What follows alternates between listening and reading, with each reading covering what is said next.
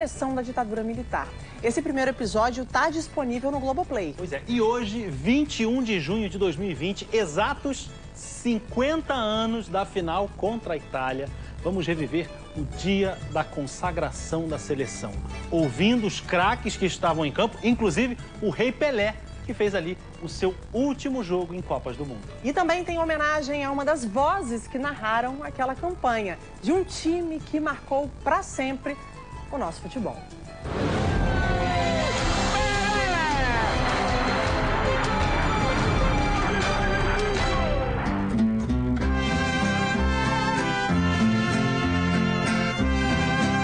Era hora de dizer adeus.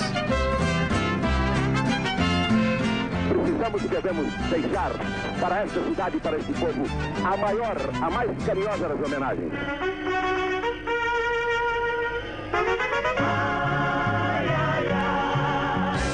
Guadalajara, endereço da seleção nas 5 primeiras vitórias. O que esta gente tem feito por nós brasileiros, principalmente pela nossa equipe, dando aos canarinhos do Brasil aquele calor pleno e verdadeiro brasileirismo.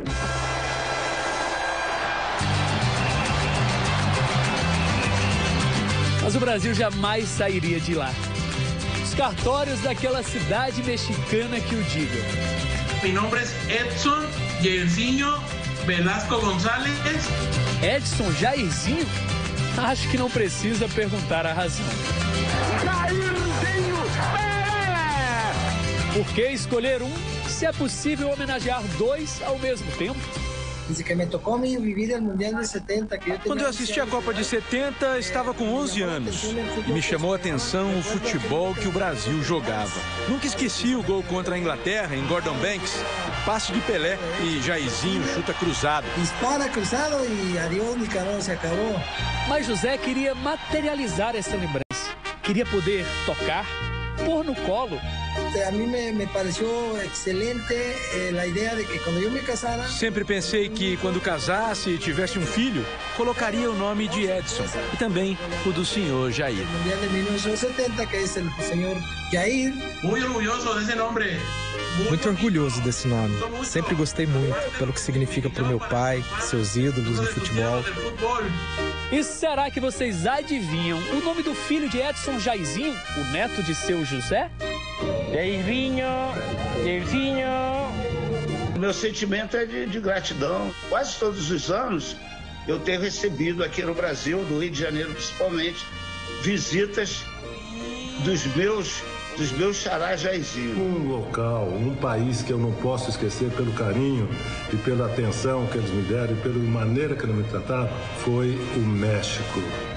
O México, o povo mexicano, foi tão carinhoso como o Brasil, foi tão bom como o Brasil. Outros nomes estavam na boca do povo no Brasil naquele junho de 1970. Eu sou o João. Duda, o vencedor. Você não precisa mais de companhia, Jerônimo? João, Jerônimo e Duda eram os irmãos Coragem. Se abriram em flor, que é preciso coragem que a vida... A novela era uma reunião da família e de amigos em que as pessoas falavam sobre os personagens, criticavam tudo, mas na verdade estavam falando sobre eles mesmos. Os personagens simbolizavam vários tipos de espectador. A novela começou durante a Copa do México. O país parava diante da TV para ver os jogos e os capítulos. A novela era fundamental. Quem não viu a novela não sabia de nada. No dia seguinte não tinha assunto. Então a novela tinha uma importância enorme. Para que o público tivesse mais afinidade com a história, a autora decidiu que um dos irmãos Coragem seria jogador de futebol. Duda, papel de Cláudio Marzo.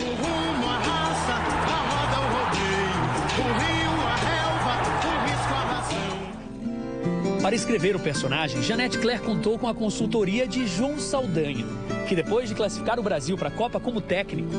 Liga a televisão aí na TV Globo para ver o programa de João Saldanha para ver o que ele fala de mim. Voltou a ser comentarista e fez até ponta na novela.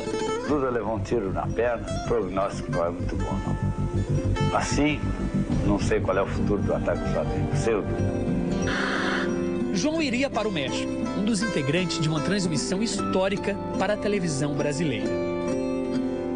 O satélite possibilitava que o país assistisse pela primeira vez ao vivo uma Copa do Mundo. Os custos eram muito altos, imagina, 50 anos atrás. Então as emissoras brasileiras se juntaram num conglomerado, formaram um pool para viabilizar a transmissão. Só que pintou um problema, só havia um canal de áudio disponível. Na prática, seria necessário dividir o mesmo microfone. Como cada emissora tinha sua própria equipe esportiva, como ficaria a divisão dos trabalhos? Alguém deu uma ideia. Cada equipe narra um tempo de jogo. E para ser mais justo, que se faça um sorteio. Todos concordaram e assim foi feito.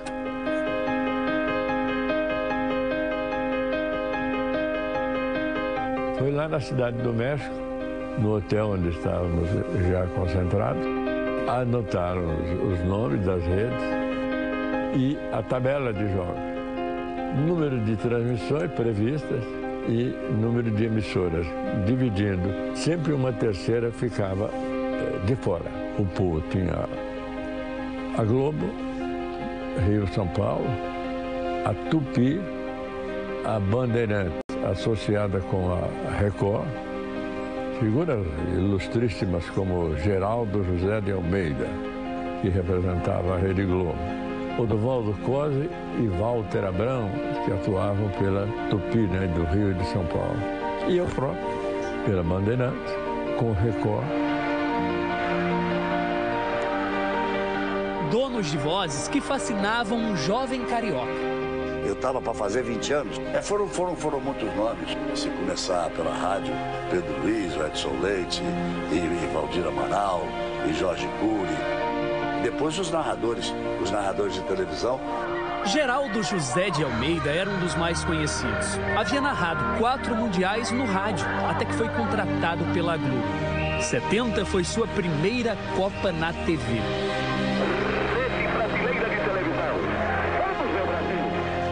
A empolgação, o ritmo, os bordões ganharam fama no país. Mas Geraldo não trabalhou na grande final.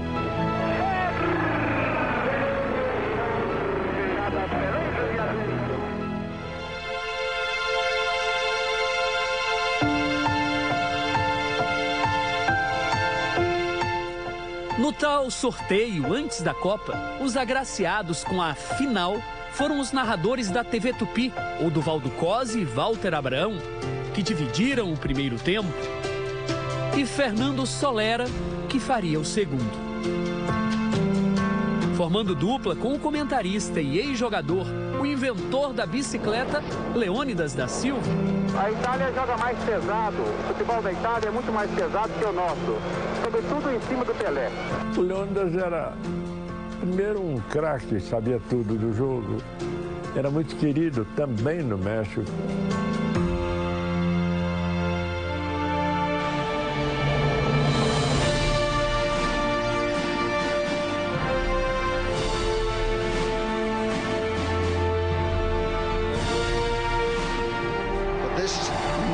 Final of World Cup history will decide the destiny of the Jules Rimet Trophy, whether it will go to all eyes will be on Pelé, of course, but there are so many other gifted players in this lineup.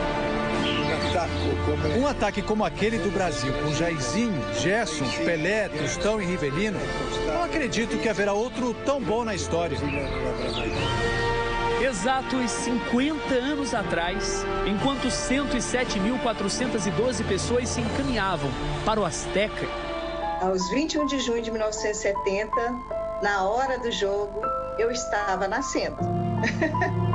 Lá em Caratinga, interior de Minas Gerais, uma família corria para a maternidade. Meu pai, José Peixoto, minha mãe, Maria Sabino Peixoto. Sim, naquela luta e com os amigos levando para o hospital e parentes e médico que não aparecia, né? Porque todo mundo estava preocupado com o jogo. Enquanto isso, o mundo se reunia diante de um aparelho de TV. Inclusive brasileiros, que viviam longe do país, não por vontade própria.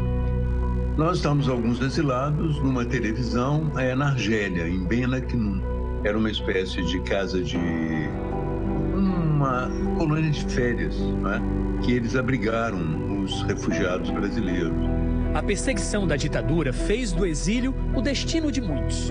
Eu estava na Ridsdale, 16 Ridsdale Street, em Chelsea, com um bando de brasileiros e todos reunidos ali na sala da casa que nós ocupávamos ali. No Brasil, a transmissão foi aberta pela última vez. 30 milhões em ação, pra frente Brasil. Com a música até hoje lembrada. Todos juntos vamos pra frente Brasil, salve a seleção, de repente é aquela corrente pra frente, parece que todo o país deu a mão. A Marchinha Pra Frente Brasil venceu entre mais de 100 músicas um concurso feito por patrocinadores das transmissões. Uma canção que, ao mesmo tempo, emocionava e causava vergonha. Por falar em união, no tempo em que o Estado torturava e matava opositores. Não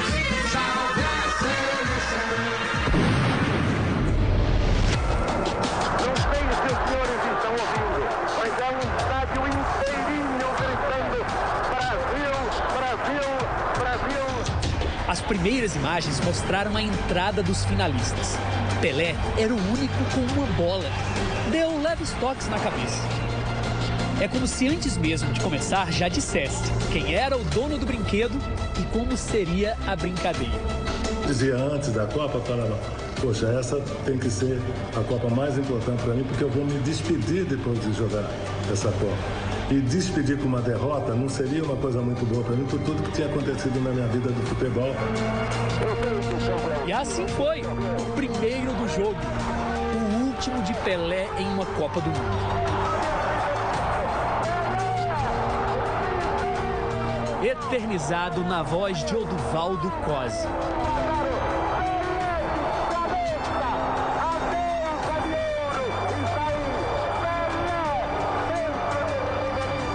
Tudo atípico. O Tostão da lateral, que ele não devia estar lá. Na verdade, ele não deveria nem estar na Copa. Eduardo Gonçalves de Andrade, o Tostão, colecionador de taças e de gols pelo Cruzeiro, onde é ainda hoje o maior artilheiro do clube. Meu interesse é continuar servindo o futebol brasileiro. Foi a Copa de 66 com 19 anos, entre os reservas. Era nome certo em 70, sendo convocado regularmente por João Saldanha, antes de o técnico ser demitido. Zagallo manteve na lista. Até tomar uma bolada de raspão num jogo contra o Corinthians pelo Campeonato Nacional de 69. Diagnóstico: deslocamento de retina do olho esquerdo. O drama de Tostão foi acompanhado pelo país. Ajo normalmente. E agora esperar mais ali na próxima Copa do Mundo. Essas imagens raras mostram o tratamento em Houston, nos Estados Unidos, onde Tostão operou o olho esquerdo. Ficou recuperado somente há 2 meses da Copa. Zagallo o convocou mesmo assim. Ele era um jogador muito inteligente, teve um problema seríssimo na vista e toda a parte branca do olho estava totalmente coberta de sangue. Então, isso dava até medo. Titular em todos os jogos, 2 gols contra o Peru. Aos 23 anos, Tostão vivia no México o auge da carreira, interrompida precocemente, 3 anos depois, por novos problemas no olho lesionado. Mas, naquele minuto 18 da final, mostrou que estava com visão além do alcance. Ao correr, para bater o lateral. O Tostão da lateral, que ele não devia estar lá. Aí eu apareço, ele me joga para mim. Quando ele joga, tem o italiano, porque se eu sigo o pé, ele podia ter me machucado. Eu vi o Tostão, eu sabia que o Pelé e o Jair sempre eram presença na área, mas eu cruzei por cruzar. Eu não vi o Pelé, não vi o Jair, não vi ninguém. Tive a felicidade da bola em direção ao Pelé. E o Pelé, com a genialidade dele, que é o rei mesmo. Coube a Walter Abraão narrar o empate da Itália.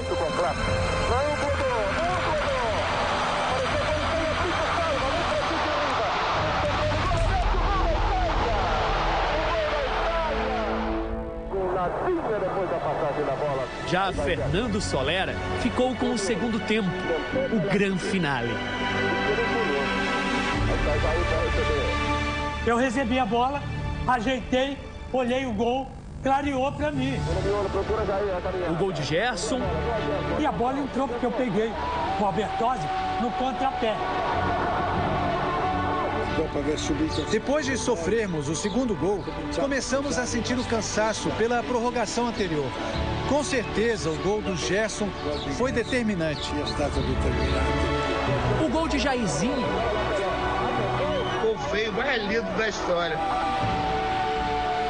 Eu, Jair Ventura Filho, vulgo Jairzinho, furacão da Copa de 70, o único jogador de Copa do Mundo até hoje a ter feito gols em todos os jogos.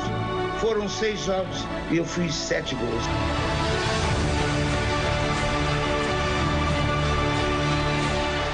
E o gol de Carlos Alberto, em que quase todo o time do Brasil participou. O que mais marcou para mim foi o 4º gol. Para mim, isso aí Deus falou, vai terminar desse jeito, vocês merecem. O coletivo. E aquele 4º gol, então, que eu acho que teve 8 jogadores do Brasil, 9 que tocaram na bola.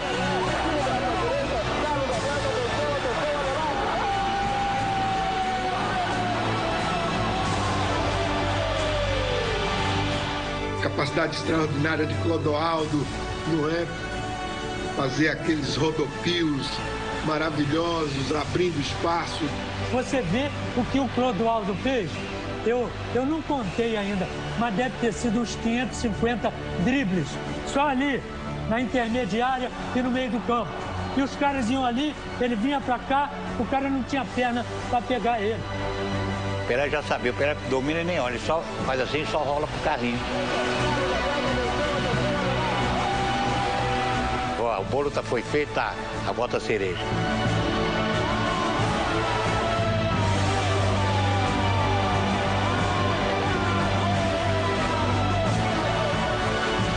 O que aquela seleção fez, nenhuma seleção tinha feito em campeonato nenhum. Festa no país.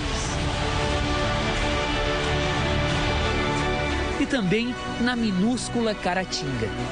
Naquele momento dos fogos é que eu nasci. Meu pai, toda vez que ele me apresentava para as pessoas, ele falava, essa é a minha Copa de 70. Eu considero a melhor, tenho muito orgulho e felicidade de ter nascido nesse dia e celebrar junto com o Brasil essa festa. Vamos lá, por favor. Obrigado. 50 anos depois daquele dia...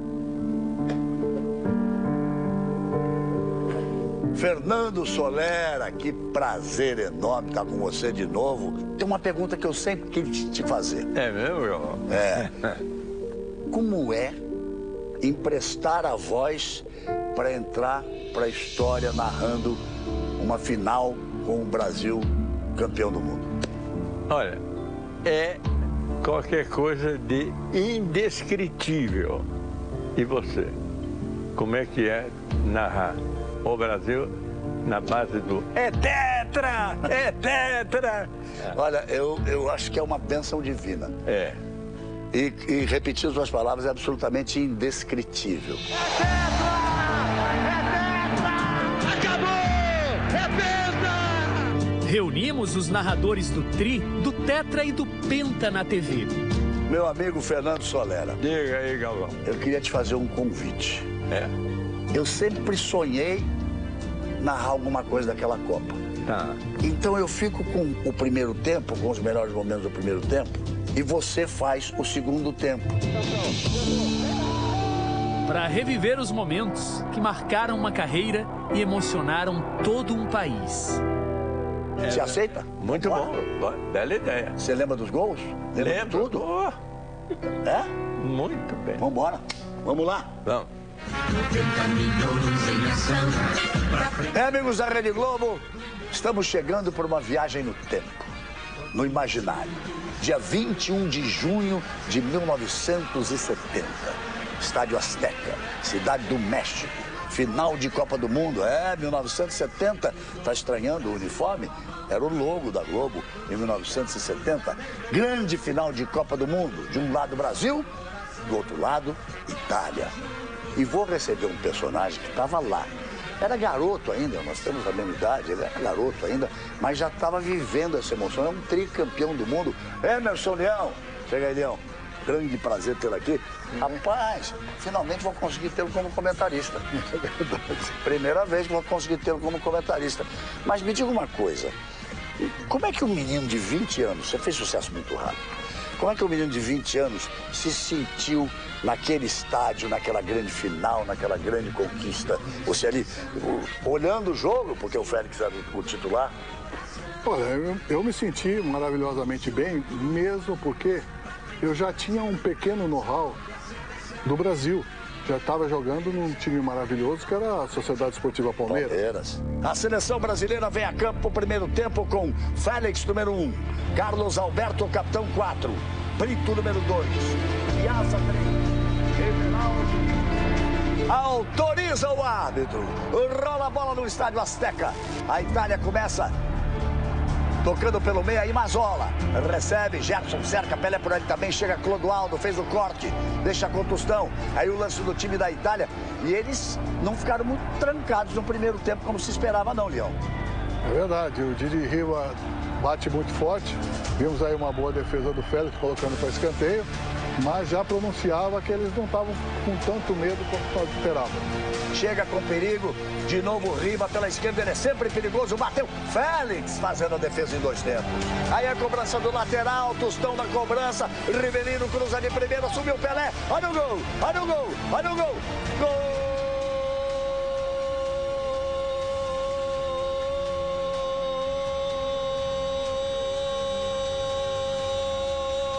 É do Brasil! Pelé! 1 para o Brasil, 0 para a Itália. Agora, uma curiosidade. Diga. Para você saber, o Pelé, quando chegou no vestiário, na final, perguntaram a ele, você vai fazer o gol de direita ou esquerda? Antes do jogo? Antes do jogo. Ele falou assim, não, eu vou fazer o gol de cabeça. Coisa de Pelé. Né? Verdade. Leão contando bastidores do vestiário e essa, digamos, premonição do Pelé, dizendo que ia fazer gol de cabeça. Mas esse lance é complicado, falhou Clodoaldo, fechou por ali o Brito, a bola sobe, Bonicenha, olha o gol, gol da Itália. Tudo igual, empatado, Leão 1-1, quando o Brasil dominava o jogo. Perfeito, precipitação do Clodoaldo, precipitação do nosso goleiro Félix e saiu o gol de empate. Jogo igual e outro cruzamento, o Gerson cortou, escorregou, Pelé dominou. E aí um dos grandes absurdos que eu vi. O árbitro terminou o primeiro tempo com a bola viajando. Naquela época é possível isso acontecer, hoje já não. Prepare o seu coração nessa nossa viagem no tempo, no imaginário. Vem aí o segundo tempo da grande decisão e da conquista do Brasil, do tricampeonato. O jovem narrador Fernando Solera tinha 37 anos na final de 70. Meio século depois, vai reemprestar sua voz para a história. Tá aí a segunda fase. O time brasileiro batalha para fazer o seu segundo gol. Pelé tá nervoso. Tirou de esquerda, chutou. Que golaço maravilhoso! Que bomba de Gerson! 2 para o Brasil, 1 para a Itália. Eu quero comentário de Leão. Não era comum o Gerson chutar toda hora, mas apareceu a oportunidade com a sua canhotinha de ouro. Jairzinho chegou, se atrapalha a defesa e Jairzinho marca o terceiro. É gol! Gol! Lá vai Gerson, tá com fome de bola. No meio Clodoaldo. Tocou a Pelé. Deixa com Gerson, Clodoaldo. Ih, tá bailando. Puxa a jogada para a esquerda. Pega a Ribeirinha. Paralela, ele lança a Jairzinho, que chegou para a cabeça da área. Ela cai mais à direita com o Pelé.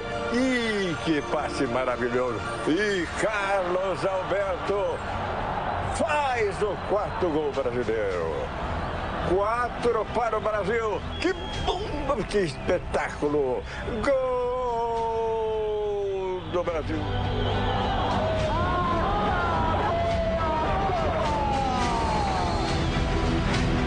Fernando Solera, eu quero dizer uma coisa do fundo do coração.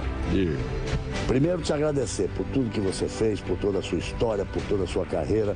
Dizer que você foi um dos meus mestres. Acho que vivemos juntos essa emoção. Obrigado demais. Muito obrigado, do fundo do coração. Muito obrigado pela sua generosidade. Brasil, campeão do mundo, tricampeão universal. Pela terceira vez, o que dava a posse definitiva da Taça Jules Rimet. Poseedor de la Copa Jules Rimet para siempre, en un matrimonio que no terminará nunca. Mas da Taça de Ouro Puro, conquistada no México, celebrada no Brasil, resta apenas uma réplica. A original desapareceu 13 anos depois da sede da CBF. Foi roubada, derretida. Taça Jules Rimet, com 4 quilos de ouro, estava exatamente aqui nesse pedestal. Esperamos que a pessoa que roubou tenha um pouco de sensibilidade e de saber do valor estimativo que representa essa taça para o futebol brasileiro. É uma vergonha do tamanho do mundo. Mas o símbolo do que ela representa... A moral, a dignidade. Não há forno que possa derreter isso. 90 milhões em ação. O legado da seleção de 70 é a restauração do futebol arte. Tem conquistado o primeiro tricampeonato. Se consagrava a excelência do futebol brasileiro. Nós convivíamos juntos, ficamos 3 meses juntos e depois ostentar a Copa do Mundo como nós conquistamos em 70. Hoje você está aqui por quê? Por causa de 50 anos da seleção. Honestamente, 50 anos depois, honestamente, nunca mais vi um Brasil tão forte como aquele de 1970. Os jogadores todos estavam no melhor da forma deles e até hoje, sem dúvida nenhuma, eu acho que foi a melhor seleção. O fim de uma era brilhante.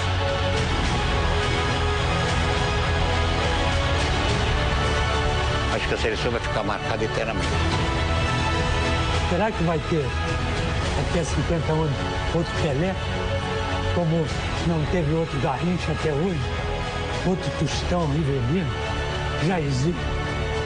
Muito difícil. Lá vai Jair, passou pelo primeiro, passou pelo segundo, apontou, atirou, é gol. Salve a seleção.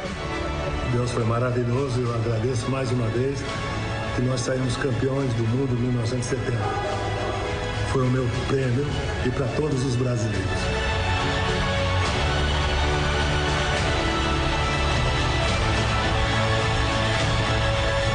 Viva o Brasil!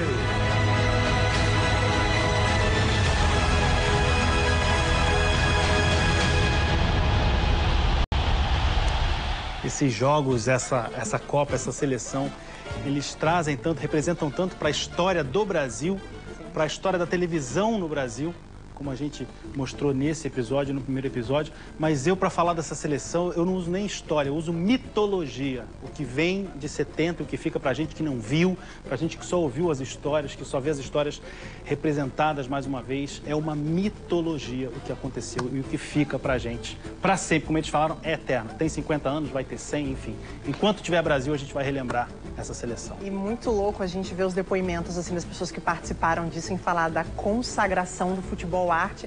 E ainda bem que, como você citou, a televisão teve um papel fundamental em mostrar para o mundo inteiro o que essa seleção representou. E não à toa a gente está falando depois de 50 anos dela e se emocionando desse jeito. E se você quiser aí rever os 2 episódios dessa série ou qualquer outra reportagem do programa,